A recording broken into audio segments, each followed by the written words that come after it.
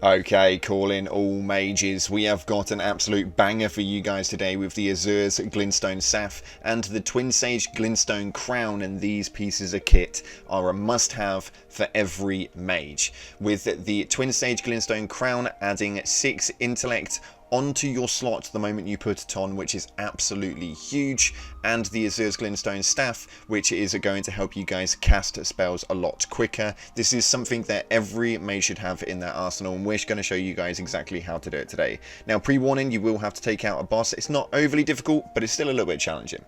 We're going to be starting off in the Academy Gate Town on the left-hand side of the map. This is in the swamped area, and you guys should be used to this now because quite a few of my videos have covered this area just recently. Now, if you haven't been over here already and you haven't unlocked this area, we are going to have to head in to the Academy Gate. Now, the main Academy Gate is going to be somewhere that you guys are going to be able to gain entrance to, in which point you're going to have to find a key first. So, the number 4 icon on the map just left or just west of the island is going to be where the key is. A dragon is going to be there and he's going to be protecting the key, but you don't have to fight him. You can jump in and get out. We're going to show you exactly how to get there right now.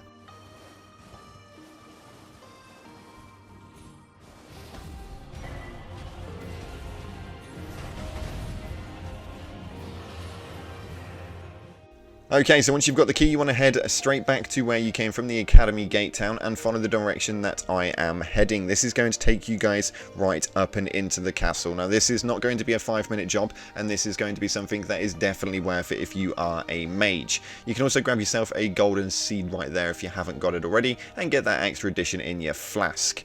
There are going to be some ads on these stairs, and they do take a bit of a whacking if you are a bit of a lower level, so please be careful on your way up here. And of course, if you want to attempt running past all of these at any given point, then please be my guest. This torch is a killer, and you are going to want to wait until he fires the first round and go in and take them out as so.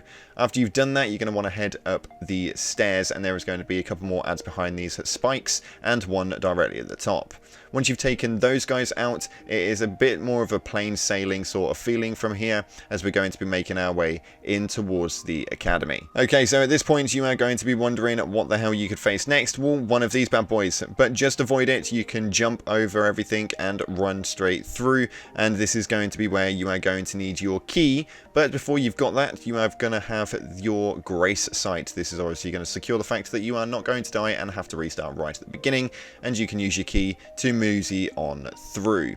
Now, this next bit does get a little bit more challenging. There are going to be things that you do have to fight, and these sorcerers are a bit nightmarish. But once you have got into this area, you are going to want to travel up the gate, and then you are going to want to make your way forward. Okay, so once you're on the bridge right here, you are going to work your way all the way up to the top of the stairs, where 2 sorcerers are going to greet you quite nicely. These guys are an absolute nightmare, so make sure you are prepared, because these sorcerers are really bloody powerful. But once you've got through here, you are going to make your way into the academy, and this is going to be where your big journey begins, and we get greeted by a sorcerer and a couple of those little archer mechanic things, and those are, again, quite bloody annoying.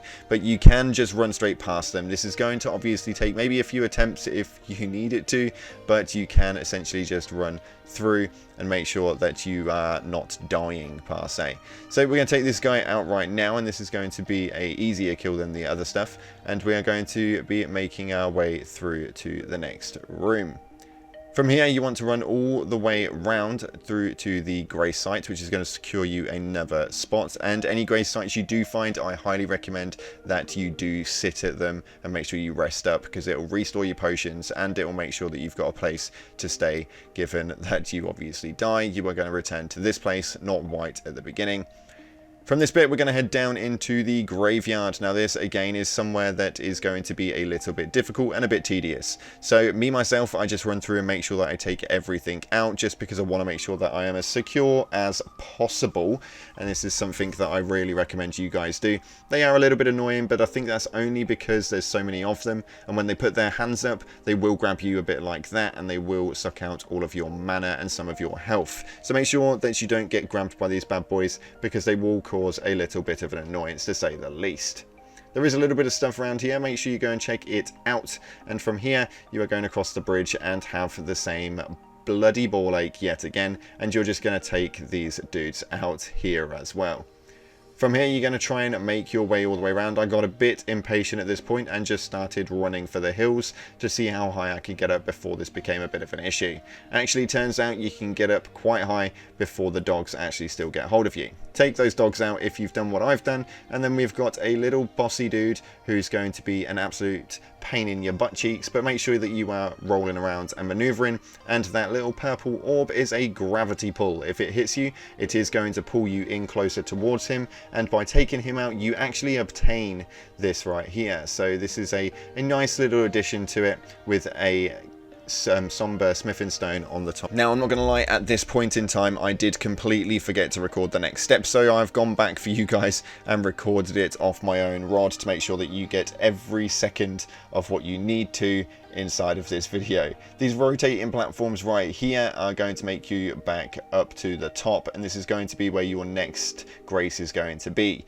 Now, there are going to be a few ads up here, but you don't actually really have to bother with them too much, although if you want to make sure you grab a little bit of loot on the way through, then be my guest. If not, make your way up these stairs and into this room, and you are going to see a site of grace right here. And this is where it gets a little bit difficult, because this next part is going to be where you have to take out the big old doggy dog, the red wolf. Now, you are going to want to run through here if you are strong enough, and if you are able, then make sure you run all the way through and run all the way up the stairs. These guys are extremely strong and they will absolutely hammer you, and I did find that actually it makes more sense just running past them completely and not using any potions, not using any mana, just going straight in for the boss fight. Now, in here, I'm not going to spoil it for you. You can see he's a bit of a badass. I'm going to let you guys do your own thing, but once you've done that, you've got a memory stone, which grants you an additional magic slot, which is always bloody helpful, at which point, if you are like me, you've now got 4 of them. So we've got 4 magic slots now that we can input to, which is absolutely amazing. And then we also have to run this way. So we're going to head on through to this area right here, and we are going to make our way up this dirt road up the side. There are going to be lots of ads, just absolutely run for your life. Loads of these sorcerers are going to be firing at you, so make sure, like you saw, zigzagging around. Jump onto this roof and maneuver yourself around here, where you're going to find 2 of those archery spinner dudes, and just take those out however you see fit. Once you've taken those out, there's going to be a ladder right next to you. You are going to want to climb up that ladder, at which point you are going to come across a sorcerer, and you are going to have 3 flying dudes that sit on the top of the lamp poles. Once you obviously mark those, I recommend shooting them once with magic if you can, and then once they land, just taking them out. They do maneuver around quite a bit in the air, so once you shoot them once, don't try and shoot them again. Just make sure that you are being very careful. The sorcerer is actually very, very easy to take out. The animation for their spell is actually quite long, so you got no difficulty there. Take out the 3rd one, and then you're going to want to make your way through to the right hand side. Jumping off of this roof here on the corner, and then maneuver into this corner of the roof and lowering down from this platform. Once you've got that point, you want to jump over to this corner right here and maneuver your way all the way around, at which point you are going to see there is going to be an ad on this roof. Make sure you take them out and jump through the window. From there, we are going to have a chandelier right underneath us, and this is something you want to be careful with because you need to land on that chandelier. From there, jump straight down, and you are going to have a couple of sorcerers come directly at you, and you just want to take those out as well. Make sure you are careful because, like I state, these guys do hit quite bloody hard. Although they don't take much, they do hit an absolute pounder. Now down here we have got an archer with a crossbow, and he again does hit quite hard. You can see I tried to get the longest shot straight off the bat and it didn't seem to work too well. So we just went in and tried to get the shot off as soon as we could. But this guy does hit an absolute tank and will one-shot you completely. This is where we pick up the Azur's Glintstone staff, and this was a very, very nice find indeed. And from here, you have only got to turn around and go in this direction to go and get the helmet next. Now we're going to be making our way straight over the bridge here in the middle, and you're going to find 1 more sorcerer if you didn't already take them out. Make sure you go and give them a good what for, and make sure that they are not standing anymore because, well, why should they? You've got a helmet to get.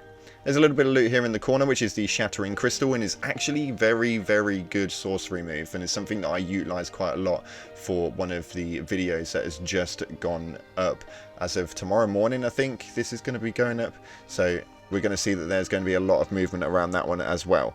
Once we get through here, you are going to go through the right hand side, and there's going to be a crystal crab hiding around the corner. That's what you're going to want to take out, and it sounds really loserish, but that's actually as dramatic as it gets. Take out that crystal crab, and it's going to drop you the almighty Twinsage Glintstone crown, and this is going to be exactly where you end up being one of the top mages in your system. This helmet is absolutely mental, and we're going to go through the statistics of this just now so you guys can see exactly how much of an effect it has versus the imp helmet, which I've been using. Has got a 2 additional, I believe, on the imp helmet, and this is just absolutely bumping it right up. You can see the blue on the right hand side compared to the imp helmet, which is just, it's a no-brainer. The Twinsage Glintstone crown is something that you guys need to have in your arsenal. If you are a mage, I am not even going to have an argument about it. If you want to argue it, get down in the comment section and let me know what your statement is to this, and we'll get a healthy debate going. On top of that, we have got the Azur's Glintstone staff, and this staff is again pretty mental, although it does have a high intellect status. So the intellect status for this is pretty insane, to be fair, and it has a 52 intellect status with a 10 strength. But this will give you guys the availability to be able to cast a lot quicker than the average, even to the point of the meteorite. So although the statistics aren't absolutely amazing, the meteorite cannot be upgraded, although the Azur's Glintstone staff can. So this is going to be where the difference comes in, and you are going to be able to upgrade the Azur's Glintstone staff to be an absolute boss. That's all we've got time for today. Thanks again for watching, appreciate your faces, and as always, I'll see you in the clouds.